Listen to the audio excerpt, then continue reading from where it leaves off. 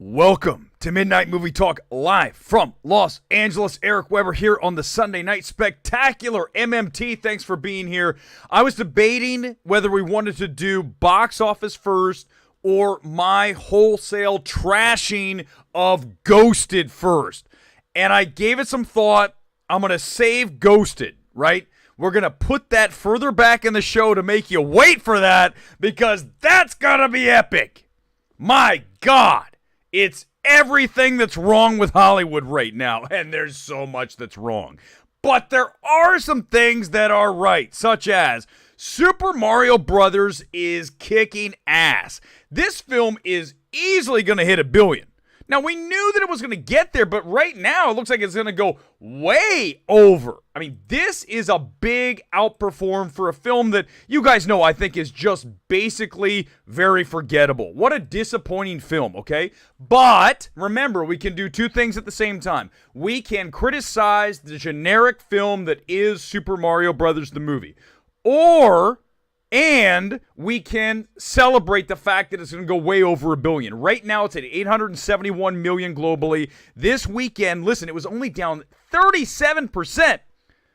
Again, another insane hold for this film.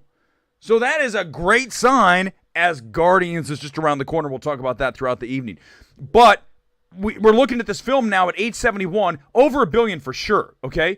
And remember, next weekend's really kind of another dead weekend, and then we roll up on Guardians 3, which is going to be massive. It's growing by the moment, and here's why.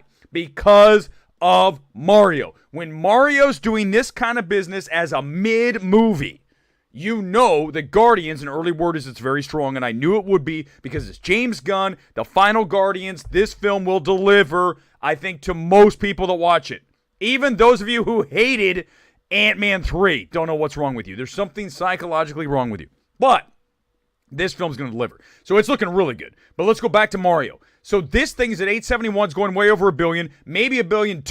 Could it get there? $1.3 billion? Tell me in the comments. Let's also discuss Evil Dead Rise. Another sign that we are doing very well theatrically is this film that came in at $23.5 million, which is essentially the same number that we had for the Evil Dead 2013 Fede Alvarez film. I mean, really, the projections on this were 16. I had it at 18.5, so this is 5 over that at 23.5. And this is a film, remember, Warner's almost sent this directly to Max. Yes, I've already decided that I'm going to call it Max, even if it still is HBO Max, or did they already make the flip? Whatever it is. I don't have it. I don't care. I don't watch streaming stuff, except for Ghosted. Oh, my God. I can't wait to talk about that movie. But Evil Dead Rise, 23.5, really solid number, and worldwide, over 40 million opening weekend. And again, this is a film they almost dumped on streaming. We've seen this happen now with so many horror films. They have almost gone to streaming, and then they did big box office. Smile, huge hit for Paramount. Also, Barbarian, same thing. Now we've got The Boogeyman coming up that Disney was going to throw on Hulu, and they're like, wait a second, this will work in theaters. Let's go. Fox, 20th Century, whatever. Disney. You guys know it's the same company. Real quick also, Guy Ritchie's The Covenant just didn't do really anything. 6.28, and really not reason to talk about that. I want to see it because I hear it's not a Guy Ritchie film, which makes me excited because not a big Guy Ritchie fan. I mean, when you ask me like a movie that's hellaciously overrated, I'm going to tell you both Sherlock Holmes. I remember sitting in the first Sherlock Holmes going, man, God, this is tedious. You know, let me make the right cross, and then I'm going to take a step back, and there's like the slow motion. That shit was fucking aggravating. I do not like his filmmaking. So if this isn't one of his films, like the others, then I will probably like it. This is what I want to drill down on here for a moment before we get to Ghosted and before we get to your comments. Beau is Afraid. It expanded to just under 1,000 screens. What did we tell you would happen with this film when it went out outside of New York and LA, the cinephile capitals of the universe? We told you it would flounder, and that's exactly what happened here. In fact, when I went to THR's article about box office, I was like, wait, where is the part about it not doing well? Oh, here it is from Variety. Thank you. This is real journalism. Elsewhere, Joaquin Phoenix-led Beau is Afraid stumbled as it expanded with 2.7 million from 965 venues. That is 3,000 per. Now, for everyone trying to, let's go ahead and spin this shit. No, 3,000 per is not a good number. Now, granted, it's not, she said, 1,000 per, but it's also not, the number one movie that's at 15,000 per, okay? It's 3,000. That's the same number that the Pope's Exorcist landed last weekend. 3,000 per. And we didn't talk about that being a big hit. This was a mistake for A24 to give Ari Aster $35 million for this film. And why do I keep drilling down on that? Because it's a massive financial loser. You're in a business. You need to run a studio like a business. Yes, we want to be creative. Yes, we want to give directors shots, but not this script at $35 million. I am 1,000% right on that. And you guys know I'm right. Even those of you who want to defend the film, you know that $35 million for that film is the biggest joke in the history of this town. That's how bad that decision is. There is no spinning at A24. Stupidest move you've ever made in the entire history, 10 years plus, of a brand that typically delivers really interesting stuff. But in this case, wow, what a disaster of a decision, and it continues to go lower. Watch this thing as it just completely flames out over the next several weeks. Now, you're going to say, why do you hate this movie so much? Why are you doing it again, Eric? Because the same thing I just told you. $35 million for a 100% inaccessible film that now that people are starting to see it, that weren't in New York and LA, are going, what the hell am I watching? Check the videos. They're all having the reaction I had in the theater. Go, what the fuck is that? Who's this for? The exact reaction that the average person has. Anyone who says Beau is Afraid is a masterpiece, I saw it in the comments already. I like doing this, so I'm going to do it. If you know anybody who calls this film a masterpiece, you can, and this is accurate, 100% accurate. You can go ahead and disregard every opinion about a film they have going back in time and going forward to eternity and beyond, because this is terrible, this film. All right. Let's go. And I haven't even started on Ghosted. That's going to be fun. You guys, you don't even know. You don't even know about Ghosted. It looks just wait. We're minutes away. We're minutes away, Sleepy Skunk. It feels like a movie playing inside. Just wait. We're almost there. We're almost there. I'm looking for Mario numbers before we go to go. You guys really want to do a Ghosted. I mean, I knew you guys wanted to do. Ana de Armas needs a new agent. Oh my God. I feel like the fake trailer. What's the trailer thing where they read all the stuff? Do this next. You guys are all asking for. Fine, let's do it. Screw it. Let's go. Ghosted sucks ass. Let me tell you. Right now, I need to state in public that I want an apology from both Chris Evans and Ana de Armas for making me sit through 2 hours of this shit film. I want it in writing, or at least in a tweet, in the next 24 hours. Or we will take things to another level. I don't know what that means, but we are going to do it. Let me tell you what this film is. Do you guys remember the film Night and Day? Give me a like if you're. This is where we are going to shred every other show and every other commentator about film out there. Do you remember Night and Day? Give me a like. Tom Cruise, Cameron Diaz. This is that film flipped. But the difference is Night and Day is a very strong action comedy. James Mangold directed. You got Tom Cruise. You've got two movie stars. It's kind of a shame that she disappeared, right? Because she was a really interesting actress to watch, and then she said, I don't need Hollywood anymore. But go back and watch that movie. But when you watch Ghosted, you're like, okay, all we're going to do is flip the CIA character in Cruise to Ana de Armas, who, let's make sure this is absolutely stated for the record. She is boring as hell. Ana de Armas is a blank canvas. There is nothing interesting about her. When I watch her, I just fall asleep. Yes, she's pretty. Yes, she's attractive. She's the lead in a film. She better be. But as far as interesting, she doesn't ever do anything on the screen that makes you go, oh, well, that's interesting. That's great. That is next level acting. And not even in Blonde, which is her best. But she just doesn't have that missing piece for comedy, certainly in this case. And same for Chris Evans. Chris Evans is an average actor. I said it. Okay? My favorite of his films would probably be The Iceman, which none of you saw. It was with him and Michael Shannon, and he gets to play, I think he's a CIA agent, isn't he? I mean, I haven't seen that movie in like 10 years. But Chris Evans is vanilla, okay? When he tries to do anything but vanilla, it just doesn't really go anywhere. Remember The Gray Man. Don't make me get the popcorn box. I'm not doing it tonight. Is this worse than The Gray Man? No, it's not worse than The Gray Man. Now, let me tell you why. Let me tell you why Ghosted is not worse than The Gray Man, and then we'll continue along the path. But this is night and day, only the worst version. You have some horrendous jokes. I mean, like I said, I just sent a tweet out, and I think this is very accurate.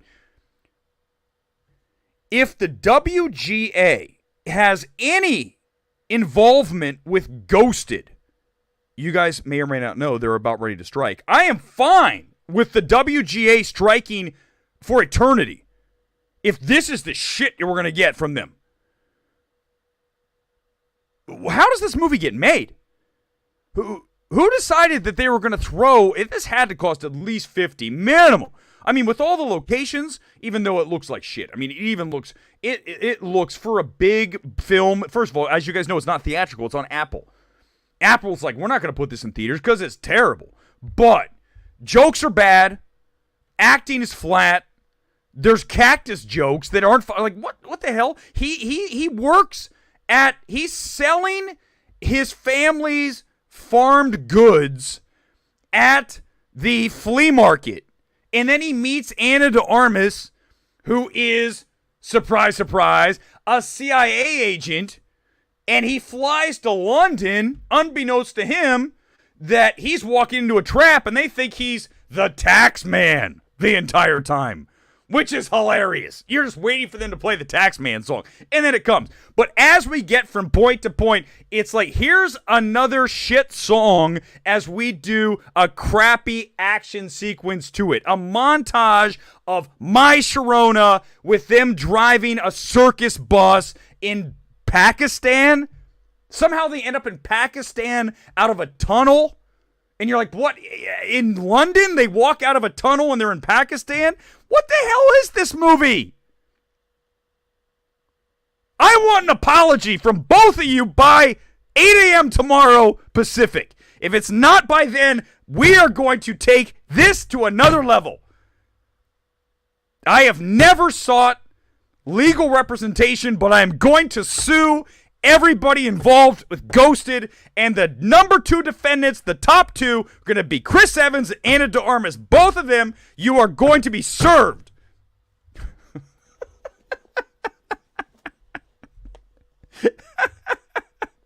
I can't. Oh, it's so bad. You guys, listen. Here's why it's better than The Gray Man. I got to finish that thought. Because there is one sequence that had me sort of laugh.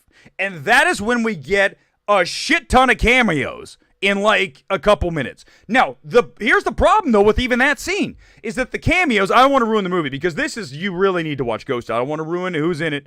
The cameos come on, they're successive.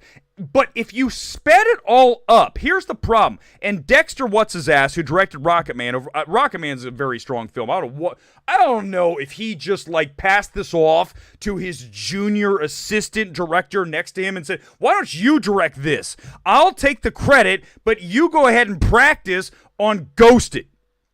That's what I think happened. Because you don't see anyone who is remotely talented at directing doing this. But here's why but even that's, okay, so the sequence of hitmen that are all absolutely cameos, right? That takes too long. The whole thing should be like 1, 2, bang, 1, 2, bang, 1, 2, bang, and it's like 1, 2, bang. The timing sucks, and that speaks to the writers. Whoever wrote this, you need to take your entire story, throw it out. If I were in the meeting room and they pitched me the script, one day this is going to happen, and I will record it, and I'll show you guys, even though I'll probably get sued because I'm not supposed to do that in the actual meeting room. They're going to hand the script to me, and it says Ghosted. And I go, who's in this? Ana de Armas and Chris. I'd say instantly, I don't even need to read this. We're not making a movie with Chris Evans and Ana de Armas because we just had The Gray Man, and I don't ever want to see those two together again. So right off the bat, we're not going to be making this, even if you show me a script that's better than Night and Day. But then you read the script, and you go, oh, shit. You now owe me money for wasting my time to read the script. In fact, both of you are fired. Your key cards no longer work here on the Warner Brothers lot, or in this case, Apple. Get off the lot. Release the hounds. Release the hounds. Get them out of here. That's what we would do when we read the script for this shit. What a crap film. My God. You really need to watch it, though. You really do. Quick timeout, and then we'll go to comments. Here it is. Do this for me, please. Can you please give me a like? I don't do this. I was talking to Gore. He's like, you need to ask. Fine, I'm going to ask. I'm going to solicit you right now. I'm going to say, can you give me a like right now? For that rant about Ghosted. Just for that alone. Let alone me savaging Bo again. These are definitely like-worthy events in your life. Please do so. Comments tonight. Listen, you got to come in with a super chat. As the show becomes crazier and crazier, it gets insane in the chat. I will do my best to get to you, but a super chat puts you at the front of the line. As long as you're not asking me some deeply personal stuff, I will get into it. Even then, I might do it. Even then, I might answer it. But anything you want to ask me about Ghosted, let's do it.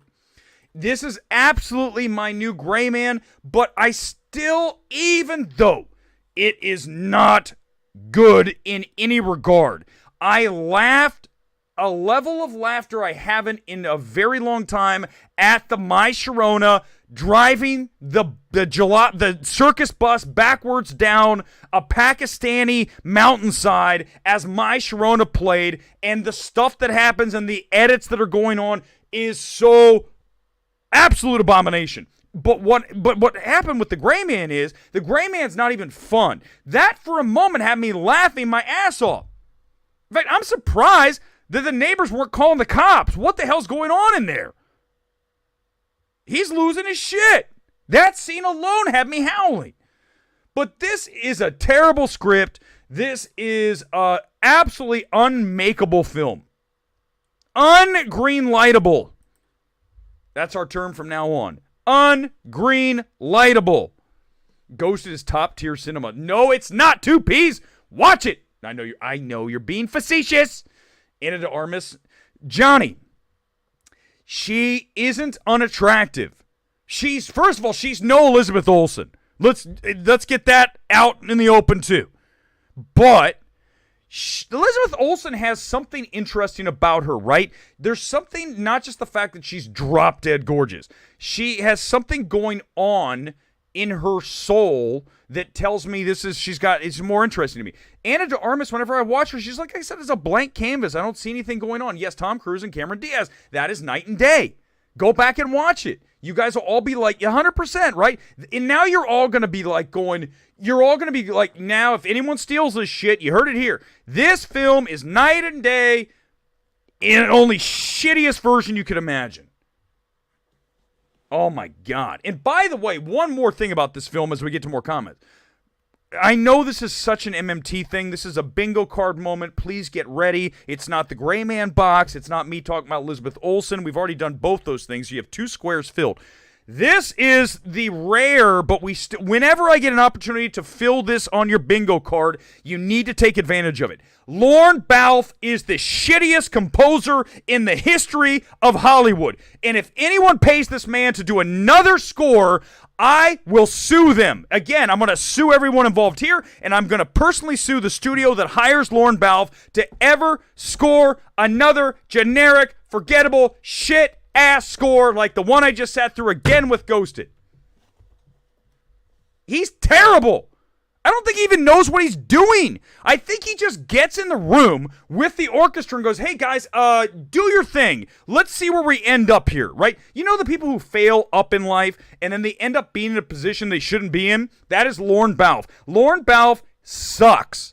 There's nothing that man has ever touched that was even half decent. You're going to come with me and you're going to say, hey, what about Mission Impossible? Did he? No, he's using someone else's cues. He created that from what he already had. It'd be like someone handing you all the pieces and then you just going, okay, I'll just use this and just change a couple things. He doesn't have any creative ability whatsoever. It's horrible. And then the score comes in throughout the entire film. That tells you they know it's terrible. Whenever they paint, they slap it on, right? They grab the bucket of paint and go, whoop, here we go, here's your score. The reason they do that is because they know it's terrible and they're trying to, like, make you, look over here, because it's trying to make you think it's decent. It's horrible. Oh, Ludwig is unbelievable. That man's got talent, right? What he does with Tenet. Black Panther, but Tenet for sure. Tenet was the best score of the year. It wasn't even nominated for Oscar. What? Yeah, I'm hot because the show is the best when I just came out of a movie because it's raw, it's real, and I can really just, whether it's good or bad, it's going to be the best because I'm not sitting on it. That's why I waited. I was going to watch Ghosted last night. I go, no, I'm going to watch it literally up until the show so I can come in here and start destroying it. And then it hit me at the last second. I'm like, this is night and day. I was sitting there trying to think, this is Wanted. Was that the Angelina Jolie, remember, with what's his ass from Split, McAvoy, where he doesn't know that he's an assassin? It's the same kind of thing, right? Because Chris Evans, he's a farmer. He's a guy who sells his family's wares at the flea market. What the hell? Why would she ever go out with him? You work at a flea market, dude. That right there, the film's over. Because she would have said no. And that whole opening sequence is way too long. The whole film needs to be cut down to like 1 hour and 1 minute. Get rid of, and then it might have been watchable. Just make the edits even worse than The Gray Man. Make it just like things just randomly pop into the screen. Then it would be great. But I'm telling you, I can't believe these films get made. What are we doing, Hollywood? What are you doing, these studios? You need to put me in charge. I will be a consultant. I will walk into your room and I'll tell you this movie sucks ass and you're fired and you're fired and you're fired. What? That's how it used to get done in this town. People were ruthless. This town is not about being nice. This town is about what have you done for me lately? And lately, the studios are just like, go ahead, this is good enough for us. You're so great. Is it the whole culture of what these kids are being told these days? You're great at everything, Billy. Sally, you're so talented. Then you look at Sally and you're like, you suck. Sally, you're not even good at painting. Like, just objectively, when you look at your painting, Sally, your parents they've misled you. They put you down the wrong path in life. Okay, Sally, we need more people like that in the world, and I am here to do that. That's what MMT ultimately is. The course corrector. That is my new nickname. We are going to correct the course via the show. Thank you, John. The Iceman was a great movie. See, I remembered it. These are the things. Real quick, John, you come in here right now. Is there any other YouTube film personality who would be able to pull the Iceman out of the ass and bring it out and say, this is Chris Evans' best work? No, there isn't. Give me a like. There's not one. Not Stuckman, the guy who's as interesting to watching paint dry. I would rather watch paint again than sit through a Chris Stuckman video. Oh, my God. Shit. He might be a nice guy, but he's boring as hell. He's not the shill this week, by the way. Shit! I don't think I have a shill. Okay, I'm open to you. Come on, guys. Come in with shill. Come in with shill. Oh, no, wait. Hold on. I might have one. Give me a second. I got to find it. I've got to find it. Shit. Matt's not going to be happy if I do this. I don't care. Guys, I'm not in this to make friends but here's the thing. I can't find it. Okay. I can't find it. But I told you last week. If someone can find it, put it in the thing. Matt Naglia went to go see Beau's Afraid. And then he said he went to see it again the next day in IMAX. I need to see the tweet. I got it. Hold on. Give me a second. Shit. Someone find it for me. Yeah, keep coming with the comments. I'm going to roll back and find it. He was essentially like, I watched Beau's Afraid again in IMAX, and this time I got it. It's so much better. Come on, guys. Come in right now. You tell me. Anyone who's seen Beau's Afraid, even if you haven't, is there anything in IMAX in Beau's Afraid that would change anything about what you just watched? Let me help you with that. 0 things. The fact that you say that is telling me that you are virtue signaling to cinephiles. When's the last time Matt, and listen, Matt, I'm just going to, this isn't personal. When I do these shows of the week, this is not personal, okay? It's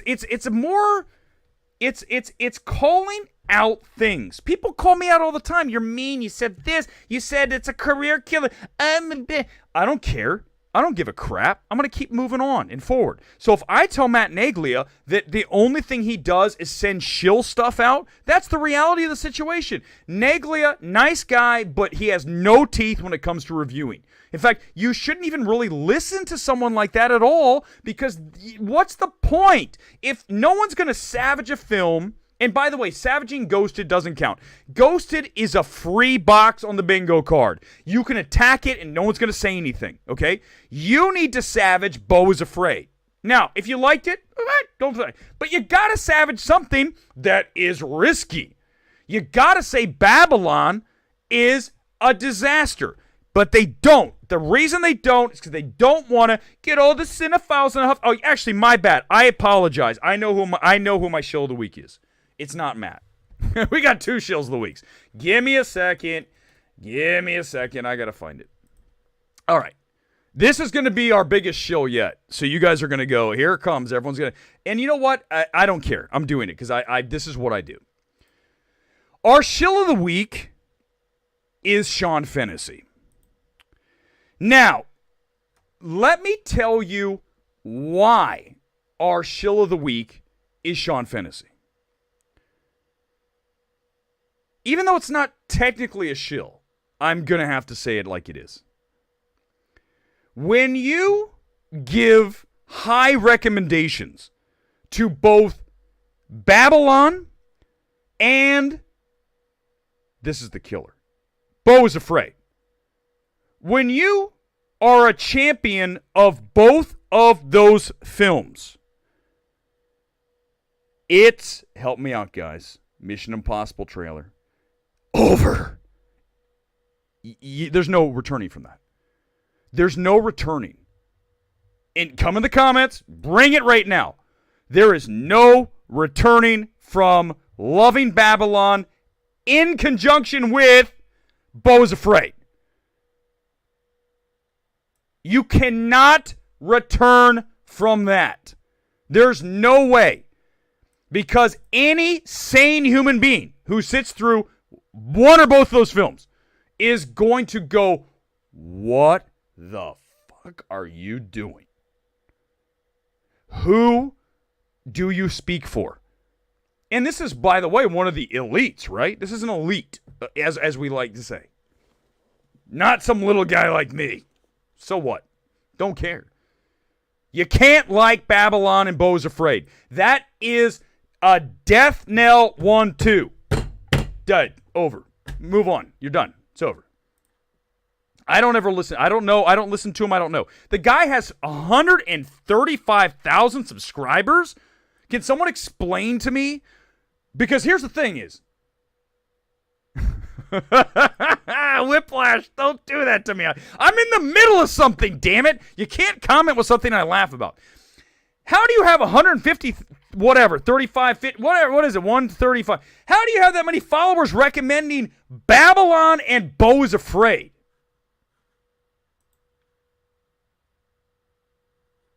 You can't. You can't be taken seriously. Sorry. I know it's, quote, subjective, but you've got to be kidding me. Those 2 films suck.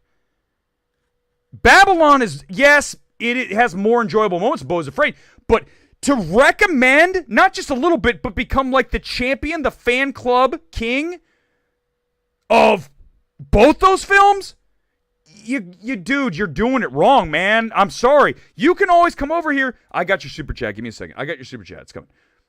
Nope, real opinion. Let me tell you something. I didn't say Ant-Man 3 is the best. This dude is sitting around tweeting that both Babylon and Beau is Afraid. Oh my God, these are great. Not just once or twice. I didn't say Ant-Man 3 for a month, say, oh my God, Ant-Man 3 is the best movie ever. This dude is saying that Babylon and Beau is Afraid are great films. Oh my God, I'm going to get out in front of these films and be the champion. What? I didn't do that for Ant-Man 3.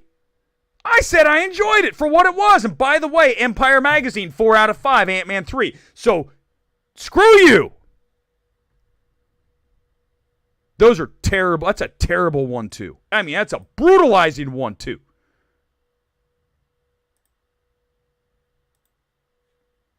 Someone said they DM'd me the thing. Hold on, I think I might have it here. Oh, I think I found it. Hold on, wait a second. Where is it? Someone just sent they sent me the thing. Damn it, I can't find it. Someone DM me on Twitter that Matt Naglia tweet about IMAX. Please, I'll use it. Oh God, you guys are seeing my DMs. There's nothing in there. It's all exciting. There's nothing in there. Okay, listen to me. Thank God there's no nudes in there. Can you imagine? That'd be everywhere. Look at that. Okay, listen up. Here's the deal.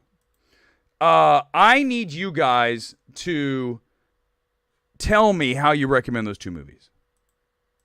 All right, more comments. Hold on. In my DMs, I just read a DM from somebody who said, oh my God, this is too much. I'm not even going to read it. Some of the things in the DMs are hilarious to me. They make me laugh. All right, here we go. So what you're saying is you're looking forward to the new John. You know what? Hey, that's a great, thank you, Mega YouTube. Here is what's happening. I don't want to see the movie. If I watch Ghosted, which is her, right? She's playing this CIA assassin. So it's got John Wick. In fact, the movie actually has John Wick shit in it. At the end of the movie, I don't care if I'm ruining Ghosted. Screw you guys. I'm doing it. At the end of the movie, they're at the top of a rotating restaurant. And then the gears get broken or whatever. And it starts spinning like this. Going right, whoa, whoa, whoa. And they're against the wall going, I love you. I wish you, whatever. Okay, so they're going like this. And then all of a sudden, right before that, there's a moment where she goes, I just sent the hit out on Adrian Brody. And now everybody who's a hitman is going to come after you. And I go, what? That's John Wick. What are you doing? That's John Wick.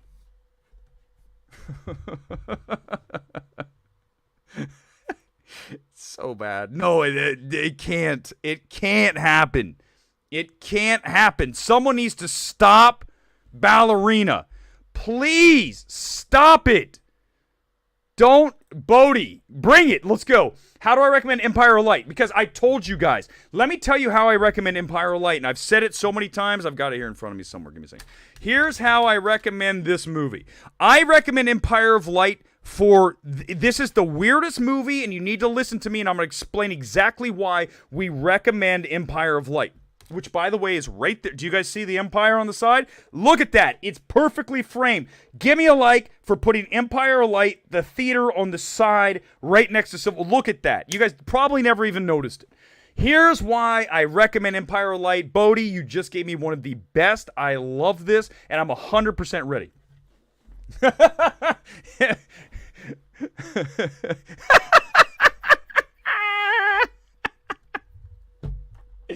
You guys can't do this. You can't do these things. You're not allowed to come on the channel and do this. Real Russell Wilson, you can't make me stop the show and literally howl in laughter. No, I would not get more out of Stuckman's reviews if I watched them in IMAX. Not in Dolby, not in Prime, not in 4DX. Maybe 4DX. If it was shaking and shit, I might not fall asleep during a Chris Stuckman.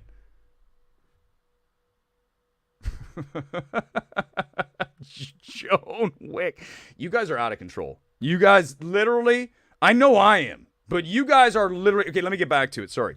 As you guys know, we tend to, fly around on this show. Here we go. Empire Light. Here's why we recommend this film. It is one of the only films you'll ever watch where you will be in a complete state of disbelief that the film somehow manages to largely work because of all the elements that combine to overcome the not-so-great screenplay. That is why this film is so fascinating to me. Because you've got Roger Deakins' cinematography, of incredibly great Reznor Ross score. And then you have Sam Mendes, the director. The problem with the film, Olivia Colman, and I told you Michael Ward's great, the script is not it. It tries to do too much, tries to get into race relations, depression. It just tries to do too much.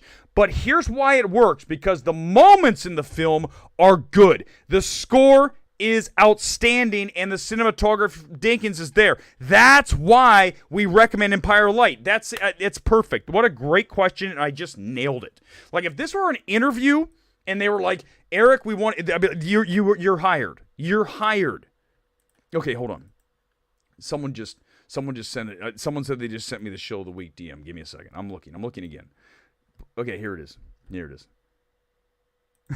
Wait, but hold on. Hold on. I got it. Just give me 1 second. Okay, so this is, but here's the thing is, I'm going to tell you something that I'm going to show you right now. Hold on. I don't know if I can show this. Give me 1 second. Here's the problem is, I literally just had my DMs open. That was weird. All right, here we go. Hold on. Here it is. Hold on. Now I'm not going to invite. I'm hitting the invite button. Sometimes it just doesn't work. Here we go. You ready? Okay. There it is. Okay, look. Okay, so this is Adam. The Adam review. It's a joke. This is a joke account, right? Read it. I mean, come on. Read. Hilarious, action-packed, and sexy as hell. Chris Evans and Anna de Armas deliver the greatest performance. Wow, you'll laugh, you'll cry, okay. It's just another movie. It's one of the best rom-coms ever. This is someone who is goofing, right? Obviously, we know that. But he used me the other day. Whoever this Adam review is doing a bit, which some would say I'm doing a bit too, which is fine. Maybe I am. Maybe I'm not. No, honest to God. Listen. You guys stop it. All right, we talked about that before. Empires. Yes, exactly. It's a perfect on paper movie, but I would argue that it still works, and somehow it manages to hurdle its just the screenplay does not work, but Olivia Colman does, Michael Ward does, cinematography, score, direction by Sam Mendes, not screenplay. It's the weirdest movie you'll ever watch. I guarantee if you watch it, you will be out and coming back here and going, this movie was, I understand exactly what you're talking about. Donald. No, it can't be. Donald, it won't be about me. It can't be about me. It's going to be about some, geeky...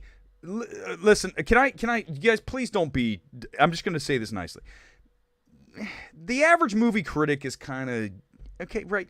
Kind of nerdy. So, listen, some might say I am. That's fine, but I don't think that's true. But that's, if you want to, that's fine. So I think it's going to be more like that. I don't think it's going to be me. Because people watch me and go, well, what is this? I think that's the fascination. You guys watch it. What am I watching? Which is fine. That's what we do. We tend, especially when the show goes off the rails at the end, and we do things like MMT gets freaky, and you guys are like, what is happening?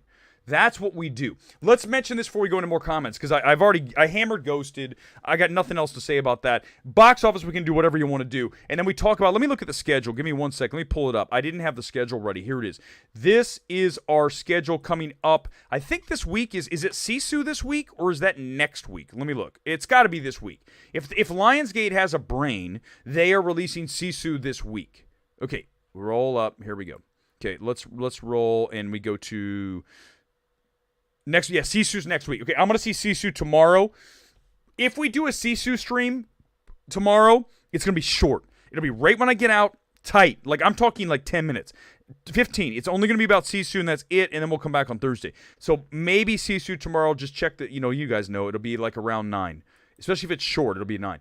Polite Society's the focus movie I'm not really that excited to see. So yeah, it's kind of another quiet weekend. That is why this is setting up perfectly.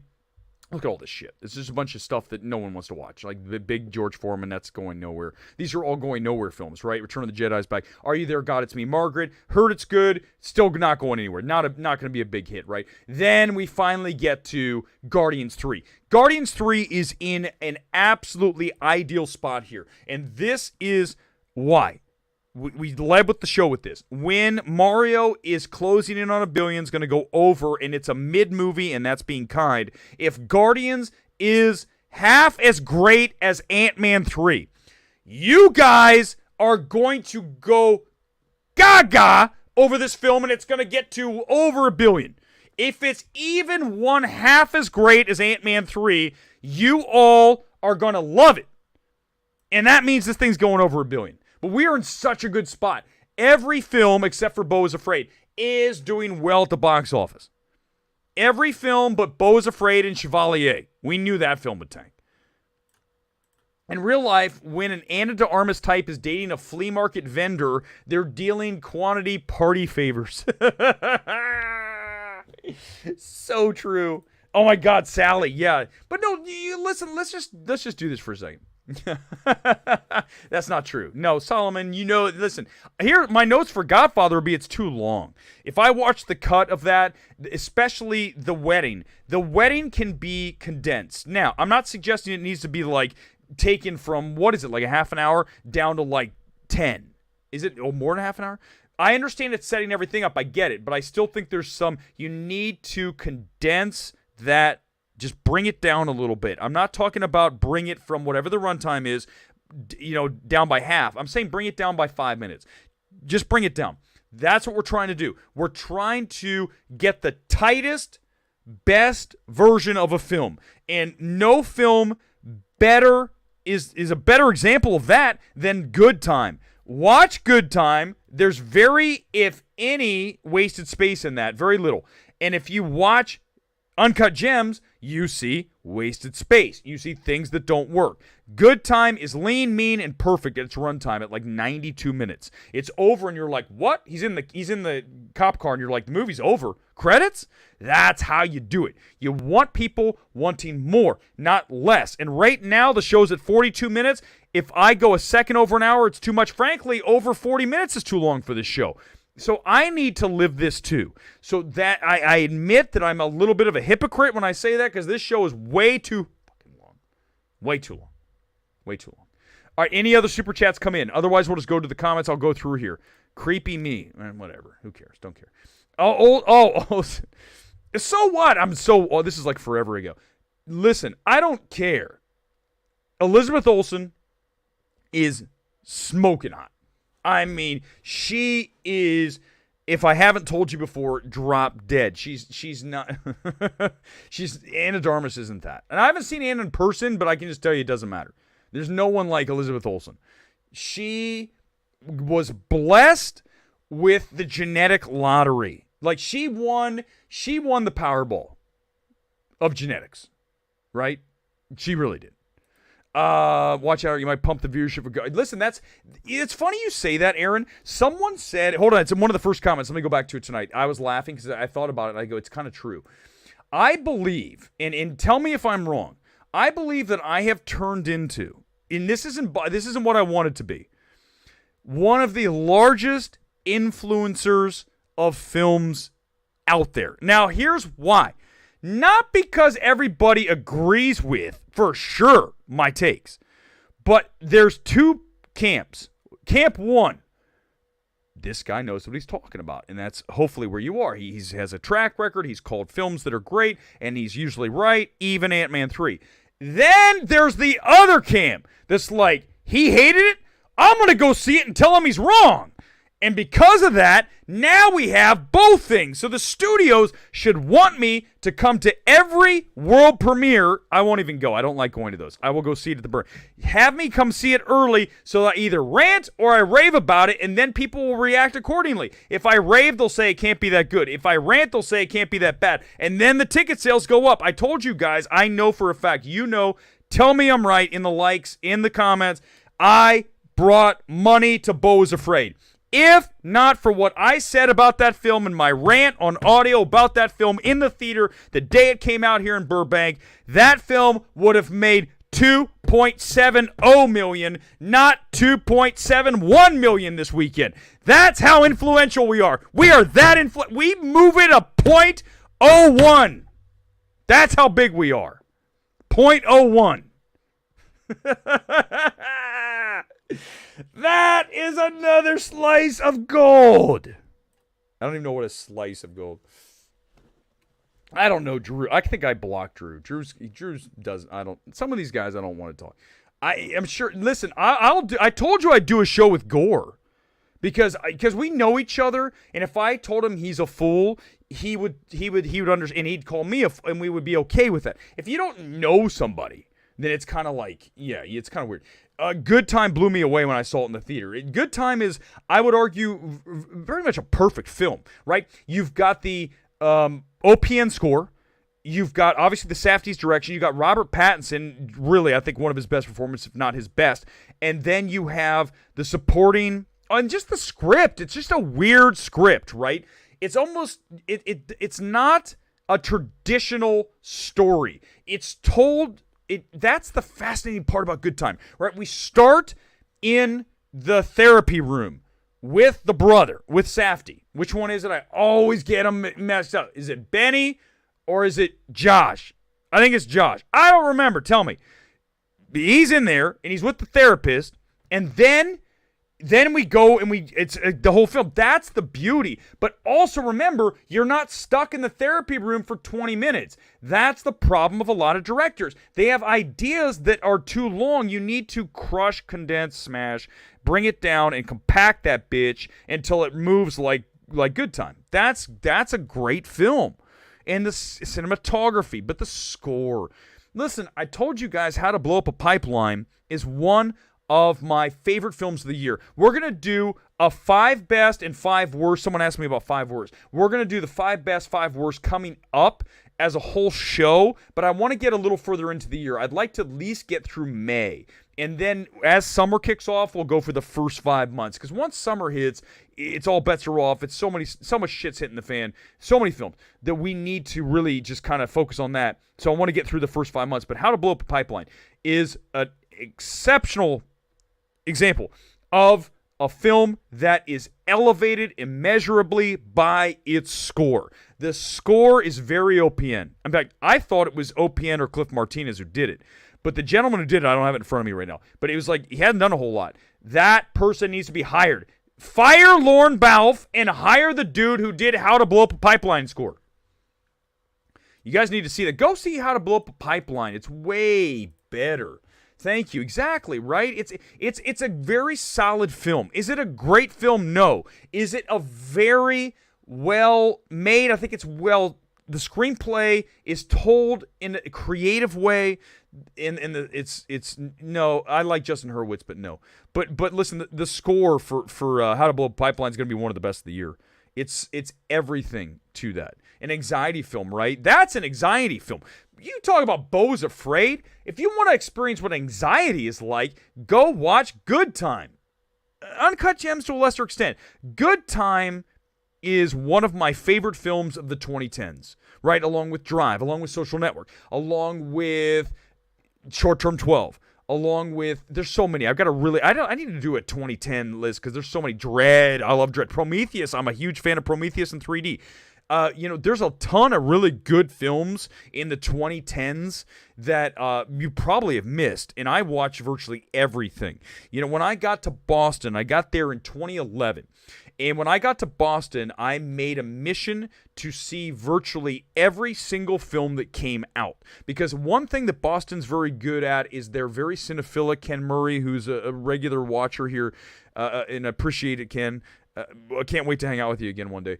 We used to go to there were screenings every week. There were like 4, and I would go to 4. I was busting my ass. I wanted to see everything. Now, I'll be honest with you, I don't. It's hard, man, especially when things are not great. I feel like we're in a space where film, especially at the beginning of the year, is more. Your chances of seeing something very good or certainly great, are low. And I told you why, because we're not at summer. Summertime is when you're going to get all the blockbusters, and you're going to get some of the, maybe you'll get some good art house stuff because you got counter programming going on. But what you don't typically get in the beginning of the year is any kind of awards film. Why? Because for you to bring in a film from March through award season is virtually impossible. Now, I've said it before. Before you send the reaction, you know what I'm gonna go with here. Anyone who's watched the show, I'm gonna break that, and I'm gonna say there are exceptions, and here it is. Obviously, Everything Everywhere, Black Panther, Get Out. Those three are three exceptions of recent note. What do all three of those have in common? I'll leave that to you. If you do not have that thread running through your film, you have no shot at Oscars glory at the end of the year. It's not going to happen. Get Out, Everything Everywhere, and Black Panther all have a social angle attached to them. And that's the reality of it. You guys know it. It's truth, okay? Because of that, that's how you do it. If your film does not, if you're just like a Tar, there's no way in hell that Tar early in the year would have been carried all the way through. It wouldn't have happened because it's not the same, and you guys know why. We're not going to get into it. That's the reality of it. That's what we talk about, and it's true. So don't come at me and tell me it's not true. What I just told you is 100% true, and you guys know I'm right. So don't even come in here and say anything about, no, you're not. I'm 100% right. I'm not even 99.9, 100% right. That's why those films got carried through. Now, I didn't say that that's why they were able to win in many cases, right? As we saw with Everything Everywhere. Get Out had success. Black Panther had success. But you have to have that to be able to carry the momentum through. You have to catch that. If you don't, it's no chance. Tar would never happen. If Tar was early, it would never happen. Thank you for reminding me about this, Max Cohn. By the way, less than 10 on this. We're going 1 hour tonight. This show is pretty much going to be an hour. Anytime over that, I'm tired. Get out your bingo cards. I played volleyball today. I'm tired. All right. Max Cohn, I did not see 1001. I will watch it. I wanted to. I just couldn't get over to the Burbank 16. I was hoping it would be at the 8 or the 6. It never was. The reason I like the 8 and the 6 now, so just so you guys know, for those of you who aren't in LA, by the way, Burbank, #1 again.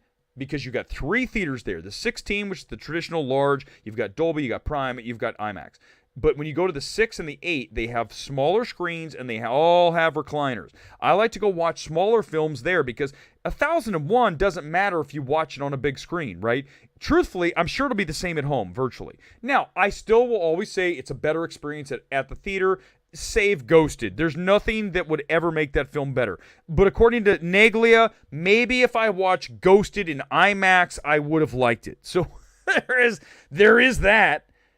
But let's just call it what it is. There aren't a lot of there are films that you don't have to see on a big screen. Even though I do see everything on the big screen. I didn't get to 1001. I want to see it. I've heard her performance is very good. I love the grit of the film. I love the look of the film when I watch that trailer. I didn't get to it, but I will make you a promise, Max, that I will absolutely watch that film because it's one of those that I promised I would, and I will. Instead, I went to see Paint. What a bad decision. We've all had bad decisions in our life where things are, you wish you could go back and do it again. Going to see Paint over 1001 is absolutely one of my big ones. 1001 was great, although I don't know if it's a film. Yeah, I'm hearing that. I'm hearing 1001 is a solid film. Her performance is interesting, the look of the film, but I'm not hearing it's great. But that's okay. I still will watch it because it's interesting how I might go to see that. I could see myself watching 1001 and coming out and being a big fan, and that's where I get a little disappointed in myself because I know that the point of the show is to get out in front of small films and to say, watch this, don't watch this, okay? Now, granted, I understand that the views are driven by films like Scream 6, like Guardians 3. I mean, Beau's Afraid was a film that a lot of people were curious about. When you talk about a film like 1001, listen, most of you probably have never even heard of the film, let alone saw it. I mean, it was not a box office hit by any stretch of the imagination. So what I want to do is get out in front of that and say, this is a great film. Go find this. Go see it. Like I kind of, blow up a Pipeline. Go see these films. They're worth going to see. Pipeline for sure. If you see it, go get to it. I will. I'll go see it for sure. I promise. It's one of the worst. Paint and Ghosted are not good films, obviously. I think I would still rather watch Paint because Ghosted, oh, shit, man. Ghosted has the cameos, and it has like one or two mild laughs. But the rest of it is, yes, sorry, those of you who don't want me using it, it's cringy, and it is unfunny, and it is just generic. It is a bad, really bad version of Night and Day. Okay, so, yeah. Cellular, I didn't see Cellular. Remind me to go watch Cellular. That's such a pain in the ass word to say. Cellular. Thank you. I didn't see it. And what was the one where he has the daughter who's really smart? I never got to that either. So I'm not going to lie. But I'm just telling you, Chris Evans just doesn't do a whole lot for me. Right? Yeah, I heard Scorsese, Killers of the Flower Moon's at 3:30. One Date with Olsen. You watch Ghosted. Wow. No, not One Date. I mean, no, I'm not. Now I'm not going to say what I'm going to say. No, it's not enough. Not enough. I talked to her for like 10 minutes. She was the sweetest thing ever. Not to mention, like, I can't believe that I formed words that made sense at that point. I was just staring, like, going, oh my God, I can't do this. Yes, I can. And I told, what did we talk about, everybody? It's the same old, what did we talk about? We talked about Mary, Marlene, Mag, the cult movie. That's what we talked about for 10 minutes, because no one had ever asked her about that, clearly, because she was like, my God, you watched that? I'm like, hell yeah, it's a great film. That's became a fan. Tonight's shirt, by the way, MLS All-Stars. This is the All-Star jersey here for the MLS. Yeah, purple. That's why we change everything to purple tonight. All right, you have less than 5. Get in, last comments. Let's go. Bring it. There's something. Oh, no. Okay, all right. That's what I hear. I remember you telling me that. There's something in 1001 that's a whole show, right? When you watch a film and something happens in the film that removes you, takes you completely out, and you roll your eyes, you go, oh my God. When that moment hits, boy, you turn on the film, don't you? I mean, there's so many examples. Right now, I'm completely exhausted. I'm not thinking of one that's really good. But trust me, it'll hit me. Where you just all of a sudden, you go, boom, and you go, I'm out, right? Okay, you actually know. It just came to me. Took me 2 seconds. You ready? You guys know what it is. It's Banshees of Inisherin. Why? Because once he starts cutting his fingers off, the movie's over. I was with it until the 45 mark, and then he goes, if you don't do it, I'm going to cut off a finger. And he cut a finger. This is a joke, right? This is a dream. No, it's real. Okay, I get it, but this is shit. That's a shit decision. The entire movie comes undone. That film, man, Banshees would have been a great film. Here's 2 things I would do to Banshees. First of all, get rid of the fingers. They're gone. It's 100%. Make it. Why do these filmmakers feel? I just wanted to wrap the show. Why do these filmmakers feel like they have to go the extra step to fuck their films up?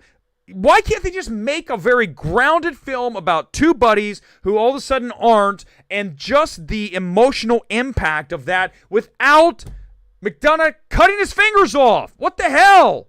No, it doesn't work. I understand it's a fairy tale, but I'm telling you, it's a better movie if there's no fingers and it's based in reality and they're just on the island and they're having these deep philosophical discussions. Here's what I would do. Here's what I'd make the movie better, and this is what we're going to do. We're going to add the segment starting next Sunday. How I would change a film and make it better. I'll start with Banshees here tonight, and we'll save it for the next one. We'll take the film and we'll say, here's what you would do to make it better. Obviously editing, but I'm talking from a story perspective. Here's what I would do. First of all, the film does not begin with the 2 of them disliking each other. Like McDonough's not already like, I don't want to hang out with you. No. I know this is more traditional, but hear me out. You have the 2 of them stumbling out of the bar. Maybe he says something, doesn't matter. He goes home, he's drunk, he wakes up the next morning, okay? He comes back to the bar, and then McDonough's like, I don't want to hang out with you anymore. You don't have a scene that establishes them as friends. So right off the bat, the film is at a disadvantage. And then you continue along the way, and you add the let's take the fucking fingers off. And it's over. It's over. Just like the stream. It's over. We'll do that. The Fix It. The film Fix It. We'll do that every week.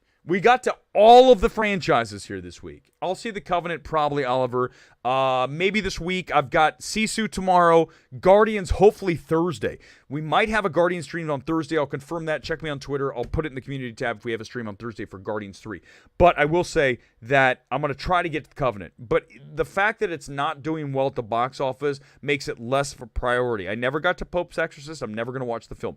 I'm going to try to get The Covenant, but you got to guys here. I've got to start drawing the line on some films because there's just not a, listen, I like to do other things.